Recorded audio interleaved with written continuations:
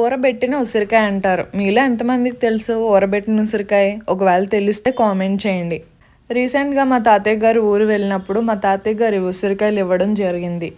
ఆ ఊర్లో ఉసిరికాయలు పెస్టిసైడ్స్ లేకుండా బాగా పెంచుతారు. సో నేను అక్కడి నుంచి తెచ్చుకోవడం జరిగింది. సో మనం ఊరబెట్టిన ఉసిరికాయ చేయాలంటే మనం ఉసిరికాయలని శుభ్రం చేసుకోవాలి. అన్ని ఉసిరికాయల్లో మంచిగా ఉండవు కదా, సో చెడుగా ఉన్న ఉసిరికాయలని ఈ విధంగా కట్ చేసి నీట్గా శుభ్రం చేసుకోవాలి. మ్యాక్సిమం ఇచ్చిన ఉసిరికాయల్లో అన్నీ బాగున్నాయి. 2-3 ఉసిరికాయలు అయితే కొన్ని పోయాయి అన్నమాట. అవి మొత్తం కాయ తీయకుండా ఈ విధంగా శుభ్రం చేస్తే కనుక పోతాయి.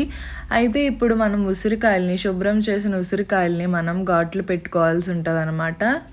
ఘాట్లు ఎందుకు పెడతామంటే ఇది ఊరబెడతాం కదా, బాగా ఊరాలి అంటే ఘాట్లు పెడితే లోపల వరకు వెళ్ళి బాగా ఊరుతుంది. ఇప్పుడు మనం కట్ చేసుకున్న ఉసిరికాయలని బాగా శుభ్రంగా కడుక్కోవాలన్నమాట. మట్టి ఏమి లేకుండా బాగా కడుక్కోవాలి. కడిగిన తర్వాత మనం పక్కకు పెట్టి ఆరబెట్టాలి. అంతలోపు ఒక 10 లేదా 9 పచ్చిమిరపకాయలు తీసుకుని ఈ విధంగా చీలికల కింద కట్ చేసుకోవాలి.